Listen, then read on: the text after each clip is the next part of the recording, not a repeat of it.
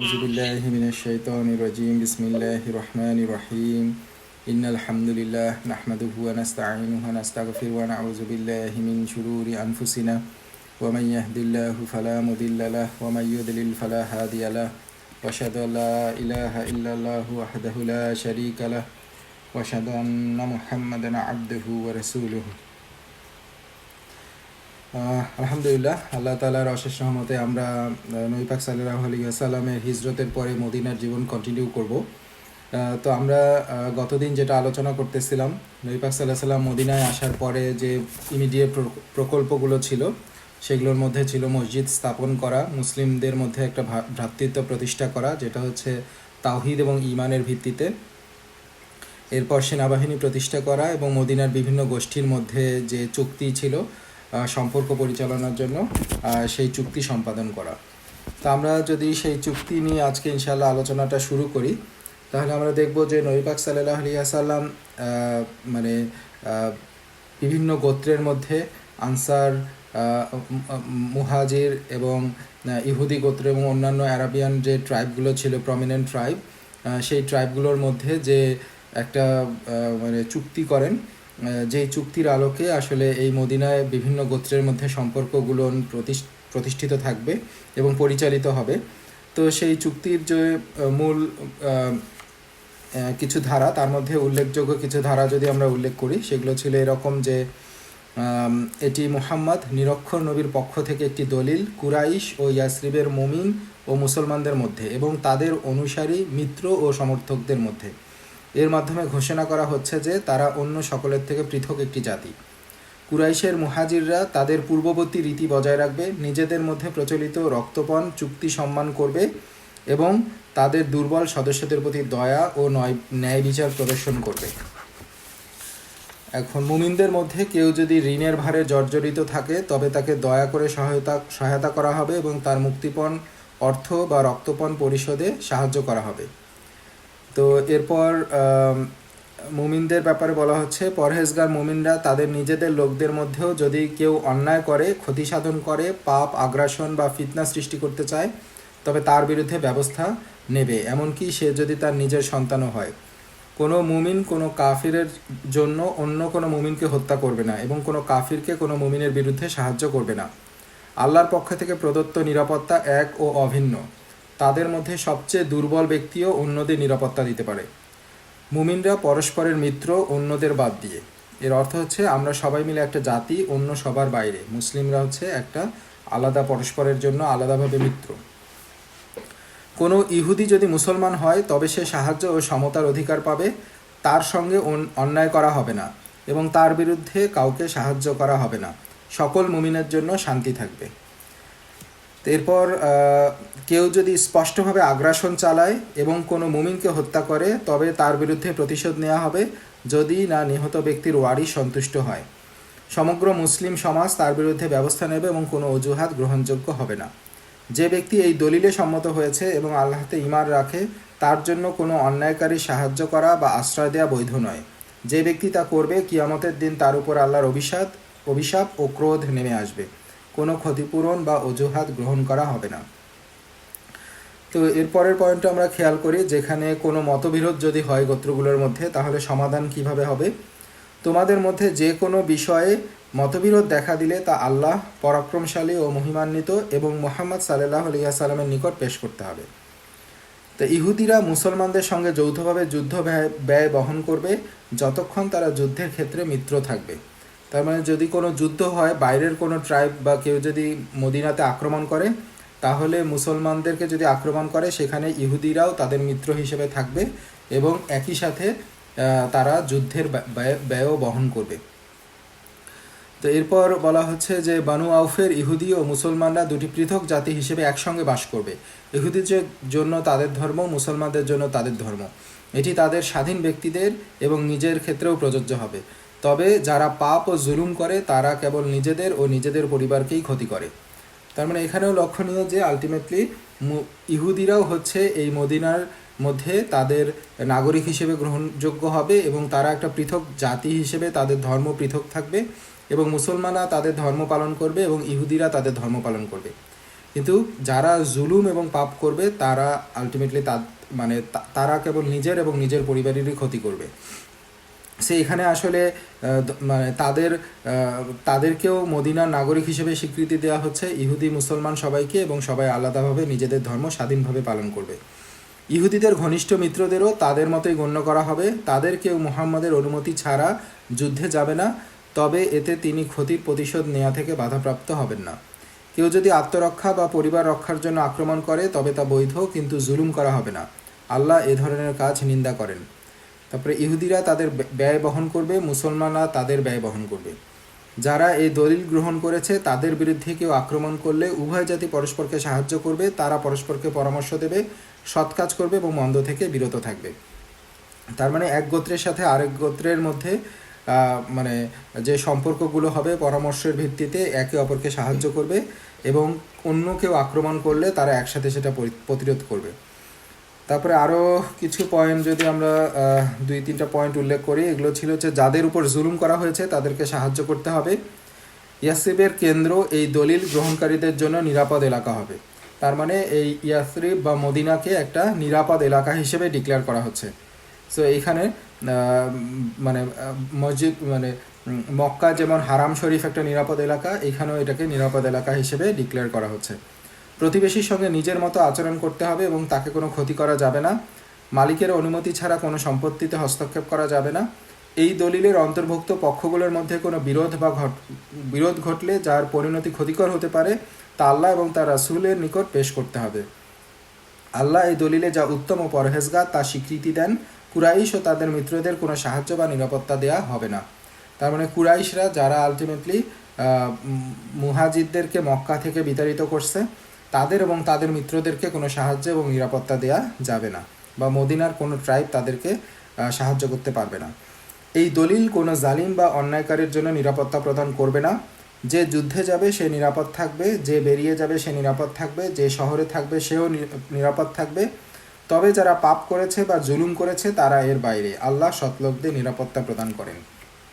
So এখানে যে আছে মদিনার মধ্যে এবং যে এখান থেকে বের হয়ে যাচ্ছে সবার জন্য নিরাপত্তা থাকবে, কিন্তু যে আসলে পাপ এবং জুলুম করছে তার জন্য নিরাপত্তা থাকবে না।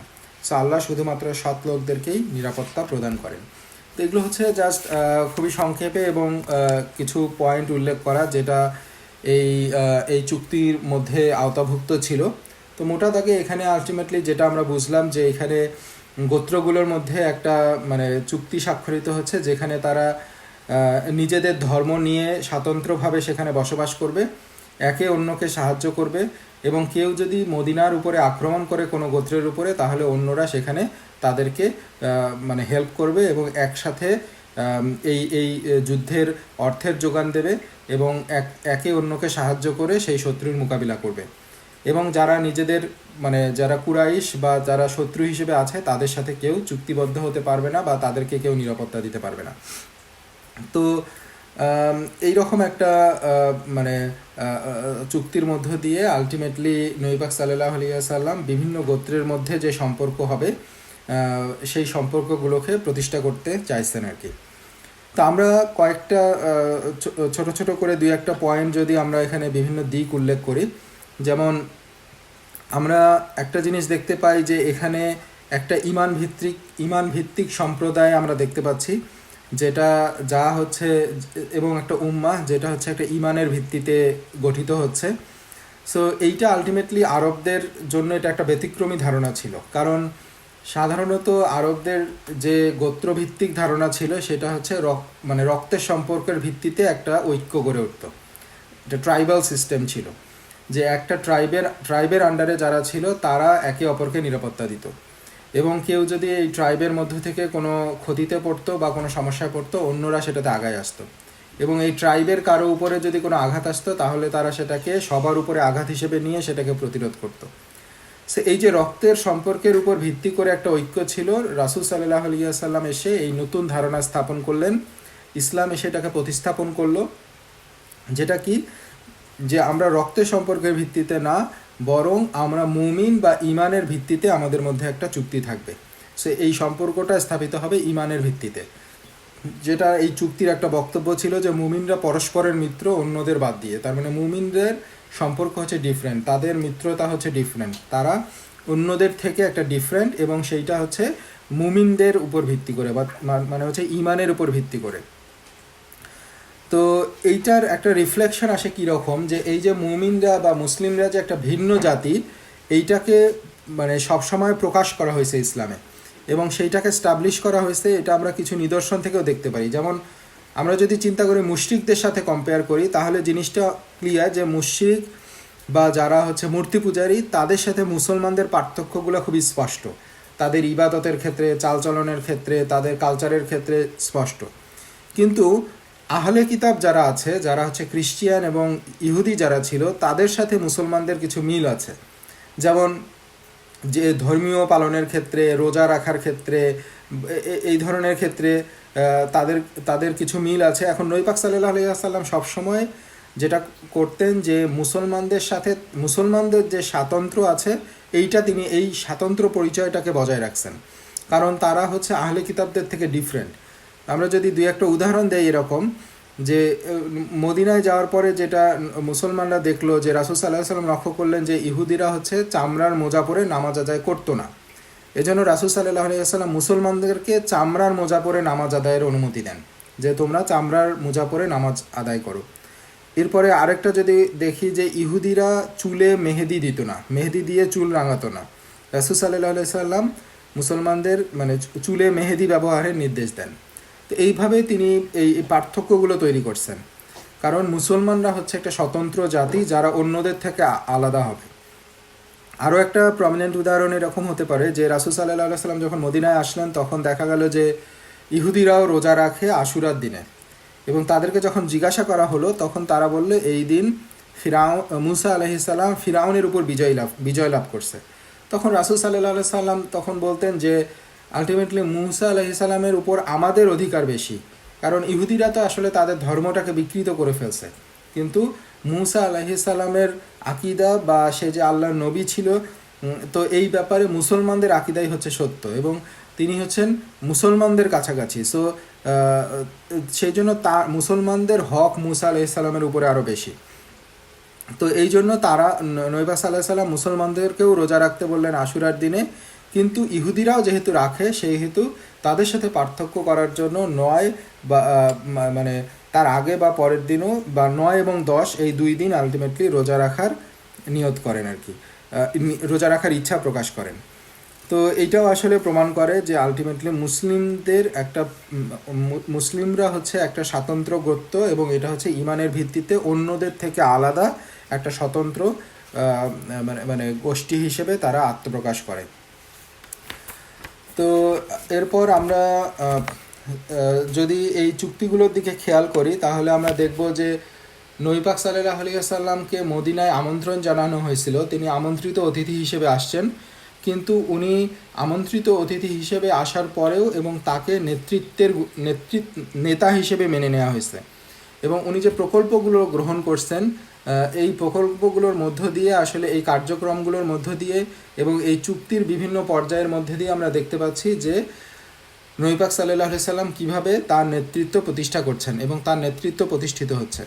এবং এটাই আলটিমেটলি আল্লাহ সুবহানাহু ওয়া তাআলা সূরা আন-নিসাতে 64 নম্বর আয়াতে ওইভাবে উল্লেখ করছেন, যে আলটিমেটলি আল্লাহ তাআলা এই রাসূলকে প্রেরণ করছেন, কারণ মানে আল্লাহর অনুমতিতে তার আনুগত্য করার জন্য। তার মানে রাসূলকে প্রেরণ করা হয় আসলে তাদের আনুগত্য করার জন্য। সো এই জন্য নবী পাক সাল্লাল্লাহু আলাইহি ওয়াসাল্লামের আনুগত্য করা এটা মুসলমানদের উপরে দায়িত্ব, এবং শুধু মুসলমান না, তাদের সবাইকেই, সব গোষ্ঠীকেই, সব ধর্মের মানুষকেই রাসূলদের তারা যাতে রাসূলদের আনুগত্য করে, এই জন্যই রাসূলকে পাঠানো হয়। সো এটাই আমরা দেখলাম যে রাসূল মদিনায় আসার পরে আল্লাহর ইচ্ছায় বিভিন্ন উপায়ে যে প্রকল্পগুলো হাতে নিছেন, সেগুলোর উপরে এইগুলোর মধ্য দিয়ে তার কর্তৃত্ব আস্তে আস্তে প্রতিষ্ঠা পাচ্ছে। তো এটার আরেকটা উদাহরণ হচ্ছে, আমরা যদি নথির ইয়েতে খেয়াল করি, যে এখানে একটা হচ্ছে যে যদি কোনো বিষয়ে মতভেদ হয়, তাহলে এটা আল্লাহ সর্বশক্তিমান মহিমান্বিত সত্তার নিকট এবং মুহাম্মদ সাল্লাল্লাহু আলাইহি সাল্লামের কাছে এটাকে উপস্থাপন করতে হবে। তার মানে কোনো বিষয়ে যদি বিভেদ হয়, মতভেদ হয়, তাহলে সেটার ফয়সালা দেবে হচ্ছে আল্লাহ। তার মানে কুরআন থেকে ফয়সালা আসবে, অথবা নবী পাক সাল্লাল্লাহু আলাইহি সাল্লামের সুন্নাহ থেকে ফয়সালা আসবে। এবং এই নথিতে একমাত্র যে ব্যক্তির নাম উল্লেখ করা হচ্ছে সেটা হচ্ছে মুহাম্মদ সাল্লাল্লাহু আলাইহি ওয়াসাল্লাম। তো এবং এইটাই হচ্ছে মানে তখনই এই জিনিসটা প্রতিষ্ঠিত হচ্ছে এবং আলটিমেটলি এটা যে কোনো সময়ের জন্যই একটা মুসলিম রাষ্ট্রের জন্য বা একটা মুসলমানের জন্য এটাই হচ্ছে তাদের অনুকরণীয়, যে যে কোনো বিষয়ে বিভেদ হইল রাষ্ট্রের মধ্যে অথবা একটা আমাদের নিজেদের ক্ষেত্রেও কোনো ব্যাপারে আমাদের ফয়সালা লাগবে, তাহলে আমাদের ফয়সালা নিতে হবে হচ্ছে কুরআন থেকে এবং নবী পাক সাল্লাল্লাহু আলাইহি ওয়াসাল্লামের সুন্নাহ থেকে। সো এটাই হচ্ছে আমাদের সূত্র। তো এরপরে আমরা যদি আরও দেখি ইহুদিদের সাথে সম্পর্ক, যেটা আমরা উল্লেখ করলাম যে এই চুক্তিটা থেকে স্পষ্ট হয় যে রাসূল সাল্লাল্লাহু আলাইহি ওয়াসাল্লাম আহলে কিতাবদের সাথে সহনশীলতার হাত বাড়ায় দিয়েছিলেন এবং এই নথিতে ইহুদিদেরকেও মদিনার নাগরিক হিসেবে গণ্য করা হয় এবং তারা ইসলামী একটা রাষ্ট্রের নাগরিক এবং তাদের ধর্মীয় স্বাধীনতা থাকবে এবং তারা তাদের নিজেদের শিক্ষানুযায়ী ইবাদত করবে এবং তাদের নিরাপত্তা নিশ্চিত করা হচ্ছে ইসলামী রাষ্ট্রের দায়িত্ব। সো এর বিনিময়ে কি এই ইসলামিক রাষ্ট্র ইহুদিদের উপরেও কিছু দায়িত্ব অর্পণ করে, যেরকম হচ্ছে যদি মদিনার উপরে কোনো আক্রমণ হয় তাহলে মুসলমানদেরকে সহায়তা করতে হবে, তারা মুসলিম রাষ্ট্রকে আন্তরিকভাবে পরামর্শ দিতে বাধ্য থাকবে এবং কোনো ষড়যন্ত্র করতে পারবে না এবং মদিনা নিরাপত্তার জন্য কোনো তথ্য গোপন করতে পারবে না এবং রাসূল সাল্লাল্লাহু আলাইহি ওয়াসাল্লামের অনুমতি ছাড়া মদিনা ত্যাগ করতে পারবে না। সো এবং তাদের মধ্যে এটাও দায়িত্ব ছিল যে মুসলমানদের সাথে তাদের মধ্যে কোনো বিরোধ সৃষ্টি হলে সে বিষয়ে মুহাম্মদ সাল্লাল্লাহু আলাইহি সাল্লামের নিকট ফয়সালা চাইবে।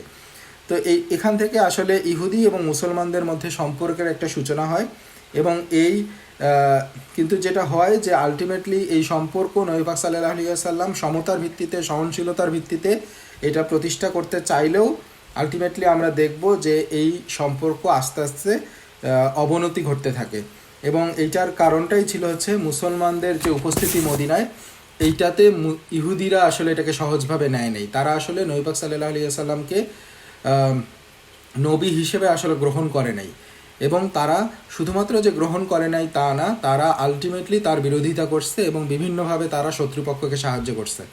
সো এই ধরনের যদিও এই চুক্তির মধ্যে দিয়ে নবী পাক সাল্লাল্লাহু আলাইহি ওয়াসাল্লাম ইহুদিদের সাথে সহাবস্থানে থাকতে চাইছেন, শান্তিপূর্ণভাবে সেই চেষ্টা মানে সহাবস্থানের চেষ্টা করছেন এবং তাদেরকে নিরাপত্তা, সমান অধিকার এবং স্বাধীনতা প্রদান করছেন, কিন্তু ইহুদিরা এই শান্তিপূর্ণ অবস্থাকে আলটিমেটলি স্থায়ী করতে দেয় নাই।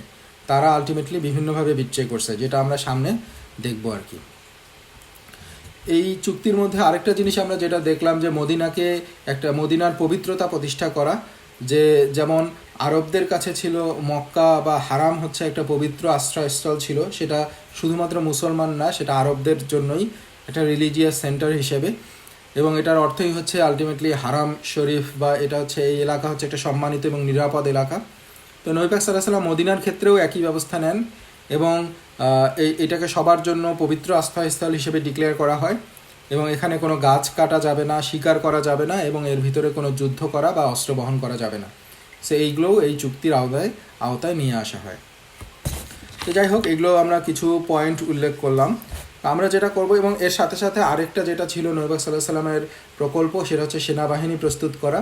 সো আমরা মদিনায় আসার পরপরই কিছু সময় পরে আমরা দেখব যে মুসলমানদেরকে জিহাদের অনুমতি দেয়া হয় এবং সেগুলো ধাপে ধাপে কিভাবে আসে এবং নবী পাক সাল্লাল্লাহু আলাইহি ওয়াসাল্লাম কীভাবে এক্সিকিউট করেন, এগুলো আমরা ইনশাআল্লাহ আজকে আলোচনা শেষের দিকে এইগুলোর ব্যাপারে আলোচনা শুরু করব এবং এর পরবর্তী ধাপগুলোতে এই আলোচনাগুলো আসতে থাকবে আর কি।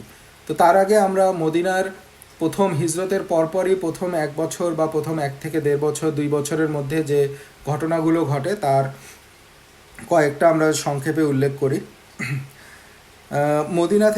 মক্কা থেকে হিজরতের পরপরেই যেটা হয় যে মুহাজিররা যারা হিজরত করে আসছে তারা নিজেদের ঘর ছেড়ে আসার যে একটা কষ্ট, এটা প্রবলভাবে অনুভব করতেছিলেন এবং অনেকে তারা হোমসিক ফিল করতেছিলেন এবং বিলাল রাদিয়াল্লাহু তাআলা আনহু এভাবে বলতেন যে আল্লাহ উতবা ইবন রাবিয়া, শাইবা ইবন রাবিয়া, উমাইয়া ইবন খালাফকে অভিশাপ দেন, যাদের কারণে আমাদেরকে মক্কা থেকে এই রোগাক্রান্ত ভূমিতে বের করে আনা হয়েছে। রোগাক্রান্ত ভূমি বলা হচ্ছে কারণ মদিনার বেশ জলাভূমি ছিল এবং যার কারণে ম্যালেরিয়া বা এই ধরনের জ্বরের মতো রোগ প্রচলিত ছিল। সো মানে এক্স্যাক্টলি ম্যালেরিয়া না হলেও কাইন্ড অফ সিমটমগুলো ওইরকম ছিল, ওই টাইপের, মানে প্রচণ্ড জ্বর হইতে। এবং এটা শুধুমাত্র মুহাজিররা না, যারাই মদিনায় প্রবেশ করতো তারাই এই ধরনের মানে রোগের সম্মুখীন হতো আর কি। যেটা আয়েশা রাদিয়াল্লাহু তাআলা আনহা একটা হাদিস থেকে বর্ণনায় আসছে যে যখন রাসূল সাল্লাল্লাহু আলাইহি সাল্লাম আল্লাহ রাসূল মদিনায় আসেন, তখন আবু বকর এবং বিলাল জলে আক্রান্ত হন। তা আমি তাদেরকে দেখতে গেলাম এবং সেখানে গিয়ে উনি তাদের কুশল জিজ্ঞাসা করলেন। তো তারা আলটিমেটলি এতটাই জ্বরের মানে এতটাই জ্বরে আক্রান্ত ছিল যে তারা কবিতা ওড়াচ্ছিল আর কি। সো তারা কবিতা ওড়াচ্ছিল এবং উচ্চস্বরে সেই কবিতার মানে লাইনগুলো বলতেছিল আর কি। সেখানে নিজেদের কষ্ট, তারা এখানে আসছে, এখানে এসে কি অবস্থার মধ্যে পড়ছে, তারা মৃত্যুর মুখে পড়ছে, এই ধরনের কথাগুলো ওখানে উঠে আসতেছিল। তো আয়েশা রাদিয়াল্লাহু তাআলা আনহা বলেন যে আমি রাসূল সাল্লাল্লাহু আলাইহি সাল্লামের কাছে গিয়ে বিষয়টা জানালাম। তখন তিনি দোয়া করলেন, হে আল্লাহ, আমাদের কাছে মদিনাকে ততটাই প্রিয় করে দিন যতটা আমরা মক্কাকে ভালোবাসি, বরং তার চেয়েও বেশি। মদিনাকে সুস্থ করুন, আমাদের সা ও মুদে বরকত দিন এবং এর জ্বর আল জুহফা স্থানান্তরিত করুন। তার মানে মদিনা থেকে বাইরের একটা এলাকা, সেখানে মানে তার বাইরে এটাকে স্থানান্তরিত করার দোয়া করেন। তার মানে মদিনাকে মানে এইসব রোগ থেকে বা এইসব মানে এই পরিস্থিতিগুলো থেকে মদিনাকে হেফাজত করার দোয়া করেন এবং মদিনার প্রতি আলাদা একটা ভালোবাসা যাতে তৈরি হয় এইটার জন্য আল্লাহর কাছে দোয়া করেন। তো সেই দোয়ার বরকতে আলটিমেটলি মুহাজিররা মদিনাকে দুনিয়ার যে কোনো স্থানের থেকে বেশি ভালোবাসতে শুরু করে। এবং এটা একটা অ্যামেজিং পরিবর্তন ছিল যে আলটিমেটলি যে মদিনায় এসে তারা হোমসিক ফিল করতেছিল এবং রোগাক্রান্ত হয়ে যাচ্ছিল, সেই মদিনাকে তারা আলটিমেটলি আস্তে আস্তে ভালোবাসতে শুরু করে। এবং এইটার একটা বড় প্রমাণ হচ্ছে যে যখন মক্কা তার মানে তার থেকে অল্প 7-8 বছর পরে, 8 বছর পরেই যখন মক্কা বিজিত হলো, তারপরেও আলটিমেটলি নবী পাক সাল্লাল্লাহু আলাইহি সাল্লাম এবং সাহাবারা আবারও মদিনায় ফিরে আসেন। এবং নবী পাক সাল্লাল্লাহু আলাইহি সাল্লামের ওফাতের পরেও আবু বকর রাদিয়াল্লাহু তাআলা আনহু খিলাফতের দায়িত্ব পালন করেন মদিনায়, তিনিও মক্কায় ফিরে যান নাই। উমর রাদিয়াল্লাহু তাআলা আনহু মদিনায়, উসমান রাদিয়াল্লাহু তাআলা আনহু মদিনায়, বিলাল রাদিয়াল্লাহু তাআলা আনহু সবাই মদিনায় ফিরে যাওয়ার সিদ্ধান্ত নেন এবং তাদের এই আবু বকর, ওমর, উসমান রাদিয়াল্লাহু তাআলা আনহু খিলাফত এই মদিনাতেই সেখানে ছিল আর কি। তো বাস্তবতা হচ্ছে যে যার অন্তরে ঈমান আছে সে অবশ্যই মদিনাকে ভালোবাসবে। তো মানে এবং যেটা যারা মদিনায় গেছে তারা যখন তাদের নিজেদের অনুভূতি প্রকাশ করে, এবং এটা এখনকার জন্য সত্য যে বিশ্বাসীদের অন্তরে বিশেষ একটা অনুভূতি জাগে যখন তারা রাসূল সাল্লাল্লাহু আলাইহি সাল্লামের শহরে প্রবেশ করে। তো যেটা যারা সেখানে যায় সেখান থেকে মানে তাদের ফিডব্যাকটা হচ্ছে এরকম, যখন মক্কায় প্রবেশ করে তখন মক্কার বিশাল মানে মসজিদুল হারামের কাছে যখন যায় বা বিশাল স্তম্ভ, মিনার, এগুলো দেখে মানে একটা মানে হৃদয়ে একটা মহিমার সৃষ্টি হয় যে এত জাইগ্যান্টিক, এত বৃহৎ, এত মহিমাময়। আর যখন মক্কা থেকে যখন মানুষ মদিনায় আসে, তো মদিনা হচ্ছে সমতল ভূমি, মক্কার মতো এত পাহাড়ি না, কিন্তু মদিনায় যাওয়ার পরে আলটিমেটলি সেখানে একটা ভিন্ন অনুভূতি হয়। মক্কায় তো ছিল যে এই বিশাল স্তম্ভ, বিশাল মিনার, এগুলো দেখে একটা মহিমাময় অনুভূতি, আর মদিনায় প্রবেশ করলে হচ্ছে একটা প্রশান্তির অনুভূতি, যেটাতে একটা অন্তরে শান্তি নেমে আসে, এরকম একটা অনুভূতি। তো যারা মদিনায় গেছে তাদের ফিলিংসটা হচ্ছে এরকম, বা তারা এইভাবে এটাকে বর্ণনা করে বা এটাকে ফিল করে, এবং এটা প্রত্যেক মুমিনের জন্য একটা প্রিয় স্থান হয় এবং একটা ডিফারেন্ট শান্তিময় অবস্থা সেখানে বিরাজ করে। এবং রাসূল সাল্লাল্লাহু আলাইহি সাল্লামের দোয়ার বরকত হচ্ছে এটা, যেখানে মদিনা ছিল এরকম একটা রোগাক্রান্ত শহর এবং তার আবহাওয়া ছিল বৈরী, কিন্তু সেটাকে আল্লাহ তাআলা রাসূলের দোয়ার বরকতে এটাকে পরিবর্তন করে দেন। আমরা আরেকটা ঘটনা উল্লেখ করি। মদিনায় প্রথম জন্ম নেওয়া নবজাতক তিনি ছিলেন আবদুল্লাহ ইবনে জুবাইর রাদিয়াল্লাহু তাআলা আনহু। তো তিনি যেটা বলতেছিলেন, তিনি বলেন যে মদিনায় জন্ম মানে আসমা বিনতে আবু বকর তিনি বর্ণনা করতেছেন যে আমি যখন হিজরত করেছিলাম তখন আমি পূর্ণ গর্ভা ছিলাম। মদিনায় এসে আমি কুবায় অবস্থান করি এবং সেখানেই সন্তান প্রসব করি। সন্তানের নাম হচ্ছে আবদুল্লাহ ইবনে জুবাইর। আবদুল্লাহ ইবনে জুবাইর রাদিয়াল্লাহু তাআলা আনহু হচ্ছেন মদিনায় প্রথম মানে ইসলামের মধ্যে প্রথম সন্তান ভূমিষ্ঠ হয়। তো উনি আরও বর্ণনা করতেছেন যে এরপর তিনি মানে ওই শিশুটাকে রাসূল সাল্লাল্লাহু আলাইহি সাল্লামের কাছে নিয়ে যান এবং নবজাতককে তার কোলে রাখেন। রাসূল সাল্লাল্লাহু আলাইহি সাল্লাম একটা খেজুর আনতে বলেন, তিনি খেজুরটি চিবিয়ে নিলেন এবং সেই চিবানো খেজুর শিশুর মুখে প্রবেশ করালেন, মানে সেখান থেকে কিছু রস শিশুর মুখে প্রবেশ করালেন। আসমা রাদিয়াল্লাহু তাআলা আনহা বলেন, শিশুটির মুখে প্রথম প্রবেশ করা বস্তুটি ছিল রাসূল সাল্লাল্লাহু আলাইহি ওয়াসাল্লামের মুখ থেকে। এরপর রাসূল সাল্লাল্লাহু আলাইহি ওয়াসাল্লাম আবদুল্লাহর জন্য দোয়া করলেন এবং তাকে বরকতের দোয়া করলেন। আসমা রাদিয়াল্লাহু তাআলা আনহা বলেন, আবদুল্লাহ ছিলেন ইসলামে জন্ম নেওয়া প্রথম শিশু। তো এটা হচ্ছে আবদুল্লাহ ইবনে জুবাইর রাদিয়াল্লাহু তাআলা আনহু প্রথম সন্তান হিসেবে জন্মগ্রহণ করেন। তো আমরা দেখব যে আবদুল্লাহ ইবনে জুবাইর রাদিয়াল্লাহু তাআলা আনহুর জীবনী যদি দেখি, তাহলে আমরা একটা পর্যায়ে গিয়ে দেখব যে যখন মানে খিলাফতের দিক থেকে এটা হচ্ছে উমাইয়া খিলাফতের শুরুর পরে যখন মুয়াবিয়া রাদিয়াল্লাহু তাআলা আনহু, তারপরে ইয়াজিদ, তারপরে ইয়াজিদের ছেলে খিলাফতের দায়িত্ব পালন করার পরে একটা সময় আসছিল যখন আবদুল্লাহ ইবনে জুবাইর রাদিয়াল্লাহু তাআলা আনহু খিলাফতের দায়িত্ব নিয়েছিলেন, কিন্তু আলটিমেটলি তাকে নির্মমভাবে হত্যা করা হয়। তো ওইটাই তখন ঐতিহাসিকরা বর্ণনা করতেন যে আমরা বা ওই সময় কোনো সাহাবা এটা বর্ণনা করতেন যে যখন আবদুল্লাহ ইবনে জুবাইর রাদিয়াল্লাহু তাআলা আনহু তার জন্মতে হচ্ছে যারা হাসছিল তারা ছিল শ্রেষ্ঠ, অথচ মানে তার মানে মৃত্যুতে যারা হাসতেছে তাদের থেকে, মানে আলটিমেটলি আবদুল্লাহ ইবনে জুবাইর রাদিয়াল্লাহু তাআলা আনহু ছিলেন প্রথম সন্তান মদিনায় জন্মগ্রহণ করা, এবং তার জন্মগ্রহণটা সাহাবাদের মধ্যে একটা খুশির বন্যা বয়ে দিয়েছিল, অথচ তাকে আলটিমেটলি মানে নির্মমভাবে শহীদ করা হয়েছে মক্কাতে আর কি। তো এটা অনেক পরের কথা, বাট আলটিমেটলি এটা হচ্ছে যে মদিনায় জন্ম নেওয়া প্রথম শিশু ছিলেন হচ্ছে আবদুল্লাহ ইবনে জুবাইর রাদিয়াল্লাহু তাআলা আনহু। এখানে একটা পয়েন্ট উল্লেখ করার, সেটা হচ্ছে যে আসমা রাদিয়াল্লাহু তাআলা আনহু যখন এটাকে বর্ণনা করতেছেন, তিনি বলছেন যে আবদুল্লাহ ছিলেন ইসলামে জন্ম নেওয়া প্রথম শিশু। তো তিনি এখানে ইন্টারেস্টিংলি বলতেছেন যে ইসলামে জন্ম নেওয়া প্রথম শিশু, তার মানে উনি বলেন নাই যে মদিনায় জন্ম নেওয়া প্রথম শিশু বা ইসলামী রাষ্ট্রে জন্ম নেওয়া প্রথম শিশু। তো হাদিসে যেভাবে আসছে সেটাতে বলা হচ্ছে যে ইসলামে জন্ম নেওয়া প্রথম শিশু। তো এইখানে আলটিমেটলি মানে এইটাই ঐতিহাসিকরা এখানে একটা জিনিস পয়েন্ট আউট করেন যে ইসলামের সূচনা আসলে মদিনায় আসার পরে যখন ইসলামিক রাষ্ট্র প্রতিষ্ঠা হইল, সেইটাকেই আসলে ইসলামের সূচনা হিসেবে গণ্য করা হচ্ছে। যদিও মক্কায় এর মধ্যে 13 বছর সময় কাটায় গেছে, কিন্তু সেইটা হচ্ছে এই ইসলামের জন্য প্রস্তুতি। এবং যতক্ষণ না পর্যন্ত আলটিমেটলি একটা ইসলামী রাষ্ট্র প্রতিষ্ঠা হচ্ছে, ততক্ষণ পর্যন্ত আলটিমেটলি আমরা মানে ইসলাম প্রতিষ্ঠা হয়েছে বা ইসলাম এটার পূর্ণতা পাচ্ছে না। তো আলটিমেটলি যখন মদিনায় আসার পরে একটা ইসলামী রাষ্ট্র প্রতিষ্ঠা হলো, তখন আসলে ইসলামটা একটা পূর্ণতা পাইল। সেই হিসেবে আসলে ইসলামে জন্ম নেওয়া প্রথম শিশু হচ্ছেন আবদুল্লাহ ইবনে জুবাইর রাদিয়াল্লাহু তাআলা আনহু। এবং মানে আমরা আসলে ওই জিনিসটাকে, আমরা যে পরিস্থিতির মধ্যে আছি বা যে পরিস্থিতির মধ্যে আমরা জীবনযাপন করি, সেই ক্ষেত্রে আমরা আসলে এই ডিফারেন্সটা বুঝতে পারি না যে একটা মুসলিম হিসেবে থাকা একরকম, আরেকটা হচ্ছে একটা ইসলামী রাষ্ট্রে ইসলাম প্রতিষ্ঠার মধ্যে থাকা হচ্ছে আরেক রকম।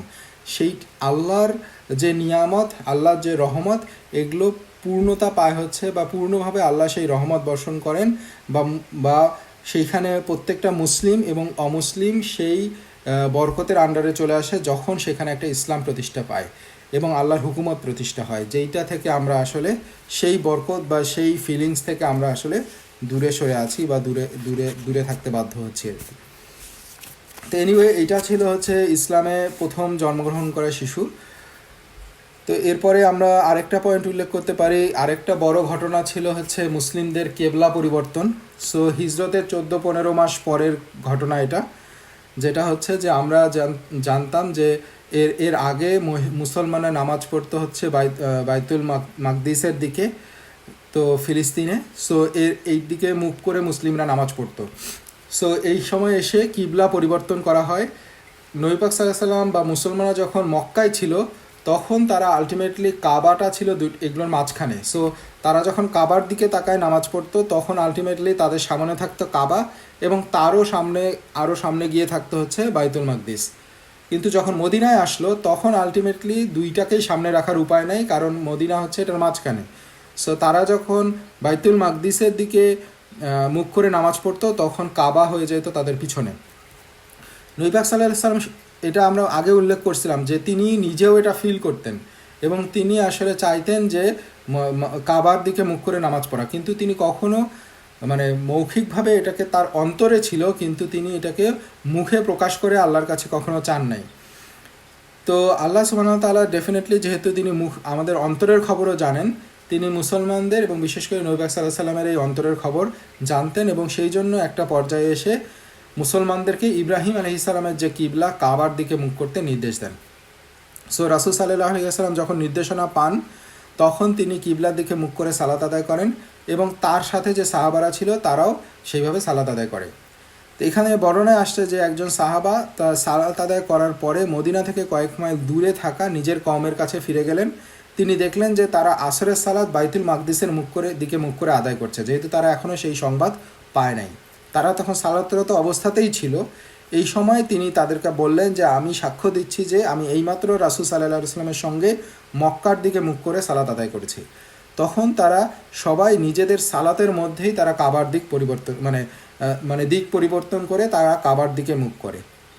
তো এখানে কয়েকটা জিনিস উল্লেখ্য, তার মধ্যে একটা বড় হচ্ছে যে এটা প্রমাণ করে রাসূল সাল্লাল্লাহু আলাইহি সাল্লামের তার প্রতি তাদের আনুগত্য কত গভীর ছিল, এবং আরেকটা জিনিস হচ্ছে যে মুসলিম সমাজে পারস্পরিক বিশ্বাসও কত গভীর ছিল, যে কেউ একজন যখন কিছু বললেন সাথে সাথে তারা এটা যে কেউ মিথ্যা বলতে পারবে না এবং রাসূলের উপরে যে কেউ মিথ্যা আরোপ করে না, তাদের যে বিশ্বস্ততা এটাও ছিল। সাথে সাথে তারা নামাজের মধ্যেই তারা তাদের কিবলাকে পরিবর্তন করে ফেলে।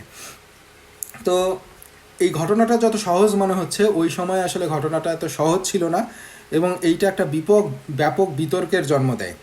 সো এবং এইটার জন্য সূরা বাকারা 40টারও বেশি আয়াত নাজিল হয় এবং মানে ইবনে কাইয়ুম রহিমাহুল্লাহ উনি বলছেন যে এটা ছিল আল্লাহর পক্ষ থেকে মুসলমান মানুষের জন্য, বিশেষ করে বিভিন্ন গোষ্ঠীর জন্য একটা পরীক্ষা, নট অনলি মুসলমান, অন্যদের জন্য একটা পরীক্ষা। যেমন আমরা যদি বলি যে মুশরিকরা এই ঘটনার পরে যেটা বলতে শুরু করে যে তারা বলে যে সে আবার আমাদের কিবলার দিকে ফিরে গেছে, শীঘ্রই সে আমাদের ধর্মেও ফিরে আসবে। তো কেন বলছে? কারণ মক্কার মুশরিকরা তো কাবাকে কেন্দ্র করে তারা তাদের ধর্ম পালন করত, ইবাদত করত। সো যখন মুসলমানরাও বাইতুল মাকদিসের পরিবর্তে কাবার দিকে মুখ করলো, তারা বলতে শুরু করলো যে এই যে আমাদের কাবার দিকে এখন মুখ করছে, কিছুদিন পরে তারা আমাদের ধর্মেও ফিরে আসবে। তো এইভাবে তারা প্রচারণা চালাতে শুরু করলো। তো এরপর মুনাফিক যারা ছিল তাদের জন্য একটা বড় পরীক্ষা। মুনাফিক কারা ছিল? মুনাফিকরা হচ্ছে যারা অন্তরে ইসলামের বিদ্বেষ পালন করত, কিন্তু মৌখিকভাবে তারা ইসলামকে প্রকাশ করত এবং মুসলমানদের সাথে সব কিছুই করত, কিন্তু তাদের অন্তরে আসলে ইসলাম দৃঢ় ছিল না বা তারা ইসলামের ব্যাপারে বিদ্বেষ পোষণ করত। সো তাদের জন্য পরীক্ষা ছিল এবং তারা বলতে শুরু করলো যে মুহাম্মদ সাল্লাল্লাহু আলাইহি ওয়াসাল্লাম জানে না যে সে কী করছে। সে বারবার নিজের মত পরিবর্তন করে, একবার সে কাবার দিকে মুখ করে নামাজ পড়ে, একবার বাইতুল মাকদিসের দিকে নামাজ পড়ে। ইহুদি তাদের জন্যও একটা পরীক্ষা ছিল, কারণ তারা বলতো যে মানে মুহাম্মদ সে যদি আসলে সত্যিকারের নবী হইতো তাহলে সে তার পূর্ববর্তী নবীদের কিবলাকে ছেড়ে দিত না। এটাই প্রমাণ করে যে সে আসলে আল্লাহর নবী না। কেন? কারণ আগের নবী যারা ছিল তাদের তো কিবলা ছিল হচ্ছে বাইতুল মাকদিস। আমরা যদি মুসা আলাইহিস সালাম, ঈসা আলাইহিস সালাম তাদের কথা চিন্তা করি, তার আগের যে নবীরা, নবী পাক সাল্লাল্লাহু আলাইহি সাল্লামের ইমিডিয়েট আগের যে নবীরা, তাদের কিবলা ছিল হচ্ছে বাইতুল মাকদিস। সো ইহুদিরা বলতে শুরু করলো যে মুহাম্মদ যদি সত্যি নবী হইতো তাহলে সে তার পূর্ববর্তী নবীদেরকেই সে অনুসরণ করতো, সে আসলে এটাকে চেঞ্জ করতো না। এবং ডেফিনেটলি ইহুদিরা তারা আলটিমেটলি বাইতুল মাকদিসকে নবীদের কিবলা মনে করতো এবং তারা সেইভাবেই তাদের ইবাদত করত। এবং এটা মুমিনদের জন্য একটা পরীক্ষা ছিল, কারণ তারা আসলে রাসূল সাল্লাল্লাহু আলাইহি সাল্লামকে অনুসরণে কতটা দৃঢ়। রাসূল সাল্লাল্লাহু আলাইহি সাল্লাম যখন যেটা অর্ডার করছেন বা আল্লাহর যে বিধান নাজিল হচ্ছে তারা আসলে সেটাকে সাথে সাথে মেনে নেয় কিনা, এই ব্যাপারে তাদের জন্য পরীক্ষা ছিল। এবং এই পরীক্ষায় মুসলমানদের নামধারী যে মুনাফিকরা ছিল তারা ওই ফিতনার মধ্যে পড়ে গেল আর কি। তো এই ধরনের বিভিন্ন গোষ্ঠীর মধ্যে জন্য আল্লাহর পক্ষ থেকে এটা পরীক্ষা ছিল। বাট আল্লাহ সুবহানাহু ওয়া তাআলা সূরা বাকারা যেটা উল্লেখ করছেন যে মানুষদের মধ্যকার নির্বোধরা বলবে কি তাদের সেই কিবলা থেকে ফিরিয়ে দিল যার দিকে তারা আগে মুখ করত। বলুন, পূর্ব ও পশ্চিম আল্লাহরই, তিনি যাকে ইচ্ছা সরল পথে পরিচালিত করেন।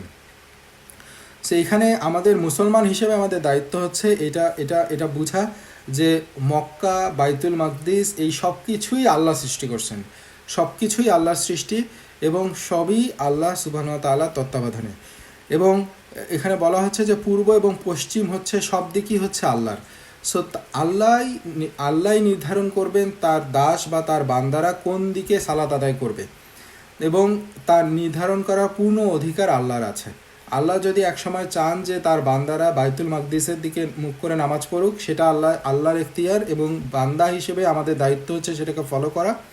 আল্লাহ যদি সেই দিক পরিবর্তন করে দেন, আমাদের বান্দা হিসেবে দায়িত্ব হচ্ছে সেটাকেই ফলো করা। সো এবং ইহুদিরা আরও একটা জিনিস বলতো যে আল্লাহ নিজের সিদ্ধান্ত পরিবর্তন করেন না। তাদের যুক্তিটা ছিল যে যদি প্রথম কিবলাটা সঠিক হয় তাহলে তাদের এখনকার যে নামাজগুলো তারা পড়বে বা সালাদগুলো পড়বে সেগুলো নষ্ট।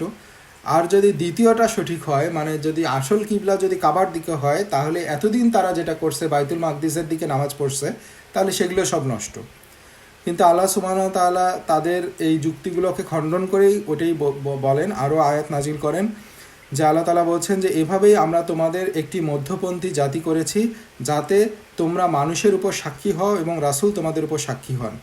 আর যে কিবলার দিকে তুমি আগে মুখ করতে, তা আমরা শুধু এজন্যই নির্ধারণ করেছিলাম যেন আমরা প্রকাশ করে দেই কে রাসূলকে অনুসরণ করে আর কে পশ্চাৎপরণ করে। নিঃসন্দেহে এটি কঠিন ছিল, তবে তাদের জন্য নয় যাদেরকে আল্লাহ পথ নির্দেশ দিয়েছেন। আর আল্লাহ কখনোই তোমাদের ঈমান নষ্ট করেন না। নিশ্চয়ই আল্লাহ মানুষের প্রতি দয়ালু, পরম করুণাময়। আল্লাহ তাআলা সূরা বাকারার 150 নম্বর আয়াতে আল্লাহ তাআলা বর্ণনা করছেন,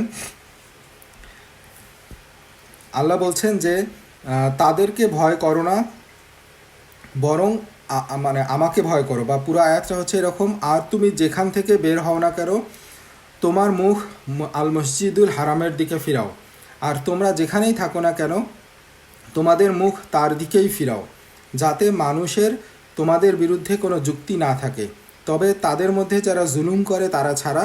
সুতরাং তাদেরকে ভয় করো না, বরং আমাকে ভয় করো, আর যেন আমি তোমাদের উপর আমার নিয়ামত পূর্ণ করি এবং যেন তোমরা সঠিক পথে পরিচালিত হও।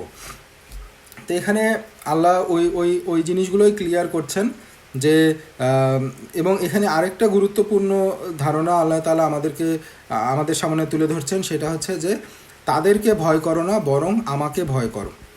তো মানুষ অনেক সময় আসলে ইসলামী বা ন্যায়ের বিষয়ে ইসলামের বিভিন্ন জিনিস নিয়ে তারা সমালোচনা করবে।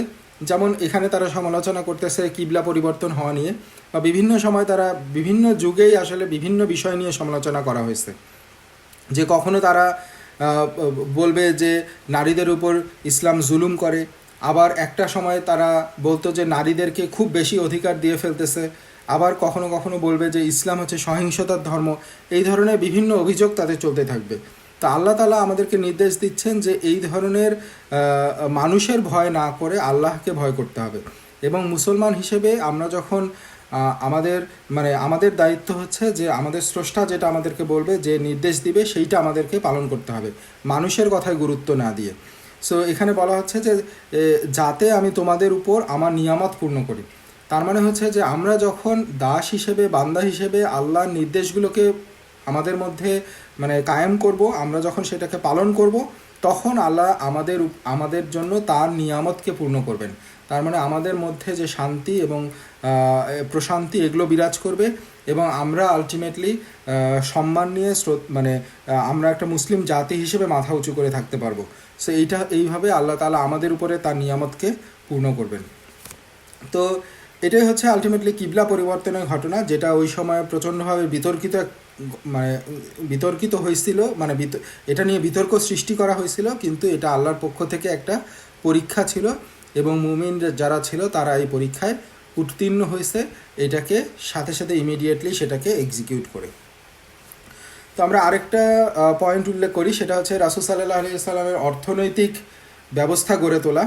যে মসজিদুল হারামের পাশে মদিনায় তিনি একটা এলাকা নির্দিষ্ট করে দেন যে মদিনার কেন্দ্রীয় বাজার হিসেবে। তো রাসূল সাল্লাল্লাহু আলাইহি ওয়াসাল্লাম এটাকে এবং ঘোষণা করেন যে এটা হচ্ছে মদিনার বাজার, এবং এখানে কোনো কর আরোপ করা হবে না। সো এটা ছিল একটা করমুক্ত বাজার এবং এটা ছিল একটা ওপেন মার্কেট, চাহিদা এবং যোগানের ভিত্তিতে এটার দাম নির্ধারিত হবে, এটার মধ্যে কোনো রাষ্ট্রীয়ভাবে কোনো হস্তক্ষেপ করা হবে না।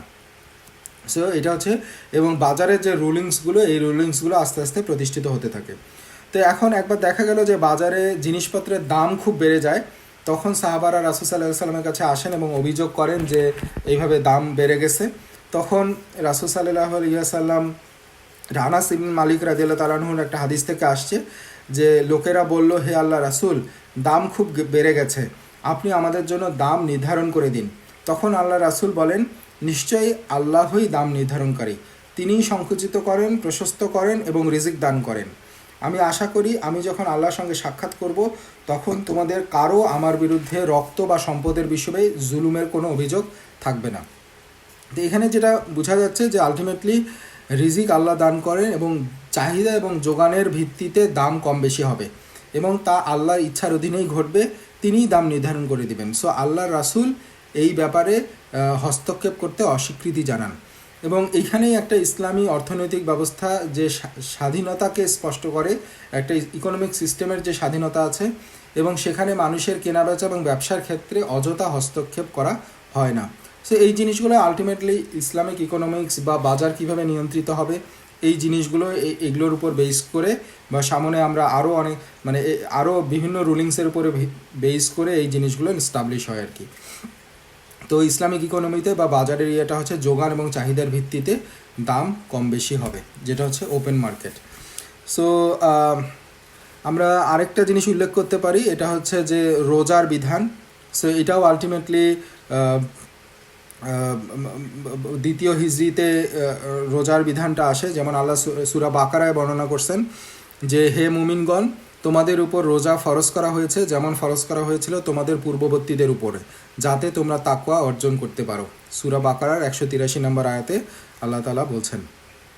এবং এটাতেও আল্লাহ তাআলা রমজান বা রোজার হিকমতটাও বলে দিচ্ছেন যে যাতে তোমরা তাকওয়া অর্জন করতে পারো। তার মানে রোজার উদ্দেশ্য বা হিকমত হলো তাকওয়া অর্জন করা, যেন আমরা মুত্তাকি এবং সৎ হইতে পারি। সো এগুলোর কিছু ঘটনা আমরা উল্লেখ করতেছি যেটা হিজরতের প্রথম 2 বছরের মধ্যে সংঘটিত হচ্ছিল। তো আমরা আরেকটা ঘটনা হচ্ছে যেটা হিজরতের 7-8 মাস পরে হয়, সেটা হচ্ছে রাসূল সাল্লাল্লাহু আলাইহি ওয়াসাল্লামের সাথে আয়েশা রাদিয়াল্লাহু তাআলা আনহার দাম্পত্য জীবনের শুরু। তো আমরা এটা উল্লেখ করছিলাম যে মক্কায় রাসূল সাল্লাল্লাহু আলাইহি ওয়াসাল্লামের জীবনের শেষ পর্যায়ে আয়েশা রাদিয়াল্লাহু তাআলার বয়স যখন 6 বছর ছিল তখন তাদের বিয়ে হয়, আর মদিনায় হিজরতের পরে যখন তার বয়স 9 বছর পূর্ণ হয় তখন বিবাহ সম্পন্ন হয়। তো আয়েশা রাদিয়াল্লাহু তাআলার বয়স কম হওয়াটা এমন একটা বিষয় যেটা হচ্ছে যে অনেকে ইসলাম এবং আল্লাহ রাসূলের বিরুদ্ধে অনেক প্রশ্ন তোলে। তো বাট আমরা এইটার ব্যাপারে মক্কার জীবনে বা মাক্কি যুগের যখন আলোচনা চলতেছিল তখন আমরা রাসূল সাল্লাল্লাহু আলাইহি সাল্লামের প্রত্যেকটা বিয়ের পিছনে যে প্রজ্ঞা এবং এটার জন্য যে এটা যে একটা রহমত স্বরূপ ছিল, এই জিনিসগুলো আমরা আলোচনা করছিলাম। তো আমরা ইনশাআল্লাহ নবী পাক সাল্লাল্লাহু আলাইহি সাল্লামের বৈবাহিক জীবন নিয়ে যদি ফিউচারে কখন আলোচনা করি আমরা ডিটেলস আবার আলোচনা করতে পারবো ইনশাআল্লাহ। তো এটাও হচ্ছে যেটা আমরা জানলাম যে প্রথম হিজরিতেই আলটিমেটলি তাদের বিবাহ দাম্পত্য জীবন শুরু হয়। তো আমরা ইনশাআল্লাহ আজকের আলোচনাটায় আর যে 10-15 মিনিট যে টপিকটা নিয়ে একটু আলোচনা করব সেইটা হচ্ছে খুবই ইম্পর্ট্যান্ট একটা জিনিস, এবং এটা হচ্ছে গাজওয়াত বা যুদ্ধ বা যুদ্ধসমূহ। গাজওয়াত হচ্ছে যুদ্ধ।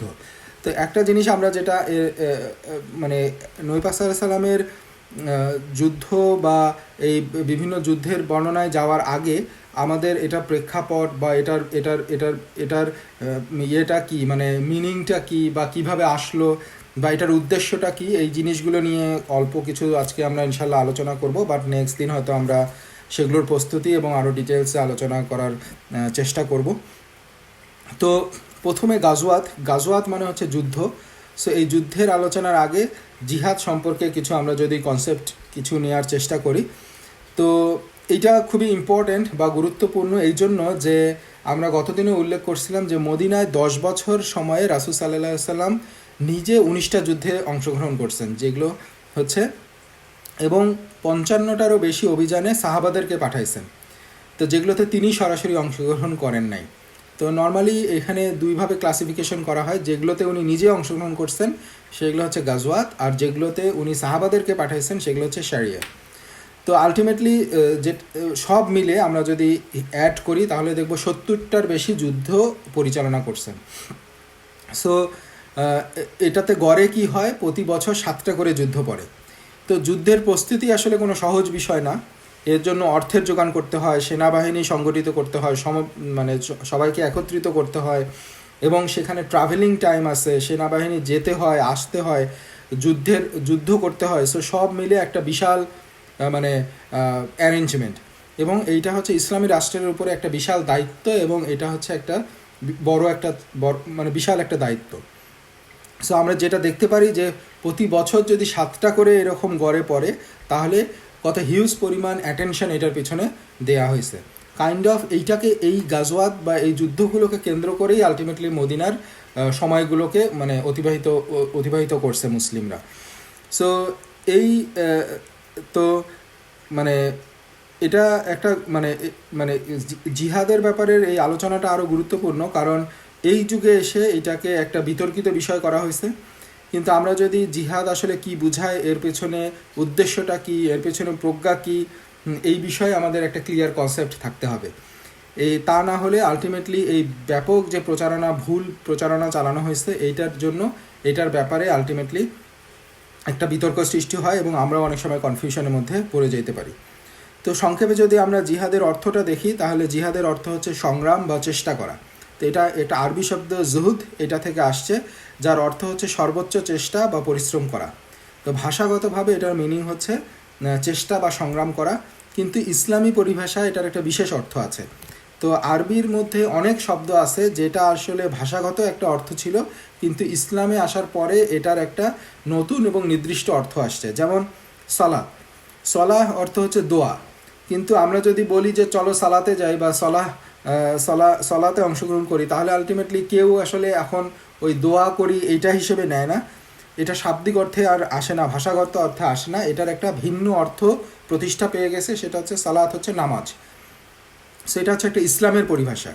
সেই রকম জিহাদ, যদিও জিহাদ মানে হচ্ছে চেষ্টা করা, কিন্তু জিহাদ মানে স্পেসিফিক্যালি বোঝায় জিহাদ ফি সাবিলিল্লাহ। তো যখনই আসলে হাদিসে বা কোরআনে জিহাদ বলা হচ্ছে তখন আলটিমেটলি এটার ইসলামিক পরিভাষা হচ্ছে জিহাদ ফি সাবিলিল্লাহ, অর্থাৎ আল্লাহ সুবহানাহু ওয়া তাআলা দ্বীনের বিরোধিতা করা, শত্রুদের বিরুদ্ধে সংগ্রাম করা বা যুদ্ধ করা। সো 4টা মাযহাবের সকল আলেমের মতে জিহাদের অর্থ হলো আল্লাহর পথে যুদ্ধ করা। সো এইটার ব্যাপারে আর কোনো মাযহাবের কোনো দ্বিমত নাই, সবাই এটাতে একমত। তো এখন প্রত্যেকটা যুদ্ধই হচ্ছে একটা জুলুম এবং অশুভ কাজ, শুধুমাত্র একটা ব্যতিক্রম ছাড়া, সেটা হচ্ছে যে আল্লাহর পথে যুদ্ধ করা। সো প্রত্যেক রক্তপাতী মন্দ, শুধুমাত্র একটা ক্ষেত্র ছাড়া, সেটা হচ্ছে আল্লাহর পথে যুদ্ধ করা, এবং এটাই একমাত্র যুদ্ধ যেটা হচ্ছে ইসলামে অনুমোদিত। সূরা নিসায় আল্লাহ তাআলা ৭৬ নম্বর আয়াতে বলতেছেন, যারা ঈমান এনেছে তারা আল্লাহর পথে যুদ্ধ করে, আর যারা কুফর করে তারা তাগুতের পথে যুদ্ধ করে। অতএব তোমরা শয়তানের সহযোগীদের বিরুদ্ধে যুদ্ধ করো, নিশ্চয়ই শয়তানের চক্রান্ত অত্যন্ত দুর্বল। সো এখানে আল্লাহ সুবহানাহু ওয়া তাআলা 2 ধরনের যুদ্ধের কথা বলছেন। একটা হচ্ছে যে যারা মুমিনরা যেটা করে আল্লাহর জন্য, আরেকটা হচ্ছে যে এক প্রকার যুদ্ধ যেটা কাফেররা করে, সেটা হচ্ছে তাগুতের জন্য। তাগুতটা কি, এটা আরও অনেক বিশাল আলোচনার ব্যাপার, বা সহজভাবে বলা হচ্ছে যে আল্লাহ ছাড়া যাকে উপাস্য করা হয়, যাকে উপাসনা করা হয়, সেই হচ্ছে আসলে তাগুত, মানে যাকে উপাস্য বানানো হয় সে হচ্ছে তাগুত। এবং অথবা আমরা বলতে পারি যে সে হচ্ছে সেই সীমা লঙ্ঘনকারী যারা আল্লাহর হুকুমের উপরে নিজের শাসন ক্ষমতা চাপিয়ে দেয়, সো এগুলোর উপরে নিজের আধিপত্য বিস্তার করে। হ্যাঁ, সো তারা হচ্ছে আলটিমেটলি তাগুত। সো এই কাফিররা তাগুতের জন্য যুদ্ধ করে, আর মুসলিমরা হচ্ছে আল্লাহর পথে যুদ্ধ করে। সো এই জন্য একমাত্র ন্যায্য যুদ্ধ হচ্ছে যে যুদ্ধ পরিচালিত হয় লা ইলাহা ইল্লাল্লাহ এই ব্যানারের আন্ডারে। সো ইসলামের এই যুদ্ধটা হচ্ছে আগ্রাসনের বিরুদ্ধে শুধুমাত্র আল্লাহর জন্যে যুদ্ধ করা, এবং এইটা হচ্ছে কোনোভাবেই একটা সহিংস, মানে ইসলাম এর মধ্য দিয়ে প্রমাণ করে যে এটা একটা সহিংস যুদ্ধ না, সহিংস ধর্ম না, কারণ এই যুদ্ধটার মূল উদ্দেশ্য হচ্ছে আল্লাহর পথে আগ্রাসনের বিরুদ্ধে যুদ্ধ করা, অর্থাৎ শান্তি প্রতিষ্ঠা বা আল্লাহর নির্দেশনা প্রতিষ্ঠা, এটাই হচ্ছে এইসব যুদ্ধের মূল উদ্দেশ্য। সো এইটা কখনো নিজের ক্ষমতা বাজেয়াপ্ত মানে ক্ষমতা দখলদারি করা বা নিজের ক্ষমতা প্রতিষ্ঠা করা বা নিজের আধিপত্য বিস্তার করা বা অন্যদের সম্পদ লুণ্ঠন করা, এইগুলোর কোনোটাই হচ্ছে এই যুদ্ধের উদ্দেশ্য না। সেই জন্য ইসলাম আসলে শান্তি প্রতিষ্ঠার জন্য আল্লাহর উদ্দেশ্যে লা ইলাহা ইল্লাল্লাহর ব্যানারে এই যুদ্ধটা করে। তার মূল উদ্দেশ্য হচ্ছে যে আল্লাহর সন্তুষ্টি এবং আল্লাহর নির্দেশিত পথ এবং আগ্রাসন বিরোধ করা এবং শান্তি প্রতিষ্ঠা করা। সো এই উদ্দেশ্যগুলো নিয়ে আমরা আরও একটু ডিটেলস পরে আলোচনা করব। বাট এখানে আমরা যেটা দেখলাম যে মানে জিহাদ ফি সাবিলিল্লাহর উদ্দেশ্য হচ্ছে মানুষকে একে অপরের দাসত্ব থেকে মুক্ত করা এবং আল্লাহ আজ্জা ওয়াজালের বান্দায় পরিণত করা। কারণ সৃষ্টির দাস হওয়ার চেয়ে সৃষ্টিকর্তার দাস হওয়াই শ্রেষ্ঠ, এবং মানে আমাদেরকে দাস হতে হবে সৃষ্টিকর্তার। এই জন্যই আমাদের এটা প্রতিষ্ঠা করার জন্যই আলটিমেটলি জিহাদ ফি সাবিলিল্লাহ। তো এটার আরেকটা উদ্দেশ্য হচ্ছে মানুষকে ইসলামের বরকতময় শাসনের অধীনে আনা, এবং এটা হচ্ছে মানুষকে এই ইসলামী শাসনের অধীনে আনা, সে মুসলমান হোক অথবা অমুসলমান হোক। কারণ মুসলমান হিসেবে বা এটাই সত্য যে আলটিমেটলি আল্লাহই হচ্ছে সত্য, আল্লাহই আমাদের স্রষ্টা এবং আল্লাহর বিধানই হচ্ছে আমাদের জন্য মানে পালনীয়। কিন্তু আমরা যখন একটা এলাকায় বা একটা রাষ্ট্রে যখন ইসলাম প্রতিষ্ঠা হবে, তখন সেটা শুধুমাত্র মুসলমান না, সেটা অমুসলিমদের জন্য একটা রহমত স্বরূপ। যদিও ইসলাম জোর করে কাউকে মানে ইসলাম পালন অমুসলিমদেরকে মুসলিম বানায় না, কিন্তু যখন কোথাও ইসলামী হুকুমত আসবে তখন ইসলামী শাসনের অধীনে বসবাস করা মানুষরাও ইসলামে আসার সম্ভাবনা তৈরি হবে এবং তাদের জন্য সেই দ্বার আরও উন্মুক্ত হবে, আরও ইজি হবে। তো এটা একটা রাসূল সাল্লাল্লাহু আলাইহি ওয়াসাল্লামের একটা হাদিসে আছে যে আল্লাহ জাওজাল এমন লোকদের দেখে বিস্মিত হন যাদেরকে শৃঙ্খলে বাঁধা অবস্থায় জান্নাতে প্রবেশ করানো হয়। সো শৃঙ্খলে বাঁধা অবস্থায় জান্নাতে প্রবেশ করানো হচ্ছে। সো জিনিসটা হচ্ছে এইরকম, এই হাদিসের ব্যাখ্যায় আলেমরা বলছেন যে এই লোকদেরকে ইসলামের দিকে টেনে আনা হয়, যদিও তারা তা চায় না, কিন্তু শেষ পর্যন্ত সেটাই তাদেরকে জান্নাতে প্রবেশের কারণ হয়ে যায়। কারণ এই লোকগুলো আসলে ইসলামে আসতে চায় নাই, কিন্তু যেহেতু সেখানে ইসলাম প্রতিষ্ঠা পেয়ে গেছে এবং তাদেরকে দাওয়াতের মাধ্যমে তাদেরকে ইসলামের দিকে নিয়ে আসা হয়েছে, যদিও ইনিশিয়ালি তাদের কোনো ইচ্ছা ছিল না, বাট তারপরেও তারা পরিস্থিতি পেয়ে তারা আসলে ইসলামে আসছে এবং তারা শৃঙ্খলে বাঁধা অবস্থায় জান্নাতে আলটিমেটলি প্রবেশ করছে। সো তাদের এই কাজটুকুই তাদেরকে আলটিমেটলি জান্নাতের দিকে নিয়ে গেছে। তার মানে কোথাও যদি ইসলাম প্রতিষ্ঠা পায়, সেখানে অমুসলিমদের জন্য একটা দ্বার উন্মুক্ত হয় যে সে সেখানে ইসলামের কথা শুনবে, ইসলামের পথে আসবে, ইসলামের সৌন্দর্য দেখবে এবং তার জন্য জিনিসটা সহজ হবে। সেই জিনিসটা যদি আমরা আরেকটু এক্সাম্পল দিয়ে ব্যাখ্যা করি, যে নর্মালি আসলে কেউ ধর্মের কথা শুনতে আগ্রহী হয় না। বিশেষ করে আমরা যদি দেখি যে কোথাও যদি ঘোষণা করি যে এখানে একটা ইসলামিক আলোচনা হবে, ধর্ম নিয়ে আলোচনা হবে, তাহলে দেখা যাবে সেখানে লোকজন খুবই কম আসবে। কিন্তু যদি সেখানে বলা হয় যে এখানে আসলে মানে $100 করে দেয়া হবে, তাহলে দলে দলে মানুষ ছুটে আসবে। এবং এটা শুধু অমুসলিমদের জন্য না, মুসলিমদের জন্য এটা একইভাবে প্রযোজ্য। যেমন আমরা যদি দেখি যে মানে মসজিদে জুমার নামাজে মসজিদ ভরে যায়, কিন্তু অন্যান্য নামাজগুলোতে তার 10%ও মুসল্লি আসে না। কিন্তু যদি ঘোষণা দেওয়া হয় যে ফজরের নামাজে সেখানে প্রত্যেককে $100 করে $1000 করে দেয়া হবে, তাহলে দেখা যাবে যে মসজিদে জায়গার ঠাঁই হচ্ছে না। তো মানে মূল কথা হচ্ছে যে মানুষ আসলে ধর্মের বিষয়ে কথা বলতে কম আগ্রহী, শুনতে কম আগ্রহী। এবং এই জন্যই রাসূল সাল্লাল্লাহু আলাইহি ওয়াসাল্লাম যখন মক্কায় সবাইকে ডাকছিলেন এবং বলছিলেন যে আমি তোমাদের জন্য এক ভয়াবহ শাস্তি সতর্ককারী, তখন আবুল আহাব বলছিল রাসূল সাল্লাল্লাহু আলাইহি ওয়াসাল্লামকে উদ্দেশ্য করে যে আজ সারাদিন তোমার মানে তোমার ধ্বংস হোক, মানে তুমি এইটা শোনার জন্যই আমাদেরকে একসাথে করছো। তাদের ব্যবসার ক্ষতি তাদের কাছে বড় হয়ে দেখা দিচ্ছিল। সো এইটাই হচ্ছে মানে সাধারণ মানুষের মানে চরিত্র বা আমাদের ফিলিংস, এগুলো হচ্ছে এইরকম যে আমরা আসলে ধর্মের কথা শুনতে বা ধর্মের দিকে আসতে স্বাভাবিকভাবে চাই না।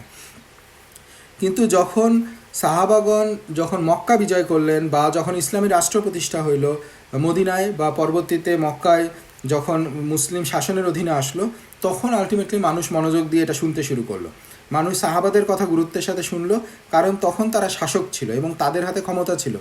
সাহাবাগণ তখন একজন শুধু উপদেশক হিসেবে দাওয়াত দিচ্ছিলেন না, বরঞ্চ এটা রাষ্ট্রের পক্ষ থেকে দাওয়াত দেওয়া হচ্ছিল। এবং এই সময় মানুষ দলে দলে ইসলামে প্রবেশ করতে শুরু করলো। এবং দেখা যাবে যে মক্কা যখন দাওয়াত দিচ্ছিলেন তখন অল্প কিছু মানুষ নবী পাক সাল্লাল্লাহু আলাইহি সাল্লামের উপরে আনুগত্য আনছিলেন, সেটা ছিল শতাধিক কিছু মানুষ মক্কা 13 বছরের দাওয়াতের পরে। কিন্তু মদিনায় যখন আসলেন তখন সেটা হাজারে হাজার বৃদ্ধি পেতে থাকলো। ফাতেহ মক্কা বা মক্কা বিজয়ের পরে সময় সেনাবাহিনী ছিল প্রায় 10,000 থেকে 12,000, কিন্তু যখন বিদায়ী হজ হয় তখন মুসলিম ছিল প্রায় 90,000। আর যখন রাসূল সাল্লাল্লাহু আলাইহি ওয়াসাল্লাম ইন্তেকাল করেন তার জানাজায় ছিল প্রায় 1,14,000। এটা অ্যারাউন্ড একটা সংখ্যা, জাস্ট বোঝানোর জন্য যে আলটিমেটলি কত র্যাপিডলি মুসলমানদের সংখ্যা বেড়ে গেছে। তার মানে আলটিমেটলি কোথাও যদি ইসলামী শাসন প্রতিষ্ঠিত হয় তাহলে আসলে এটা অমুসলিমদের জন্য ইসলামে আসার একটা সুযোগ তৈরি করে। তো আমরা আসলে আমরা আজকে আর বড় লম্বা না করি, জিহাদের উদ্দেশ্যগুলো নিয়ে আমরা ইনশাল্লাহ এই উদ্দেশ্যগুলো নিয়ে আমরা কুরআন হাদিস থেকে আলোচনা করব, বাট 2-1 মিনিটে আমরা জাস্ট যেটা শেষ করি। ইবনুল কাইয়ুম রহিমাহুল্লাহ ওনার একটা গ্রন্থে জিহাদটা আসলে ধাপে ধাপে কিভাবে আসলো সেইটা বর্ণনা করছেন। এখানে 4টা ধাপের কথা উল্লেখ করা হয়েছে।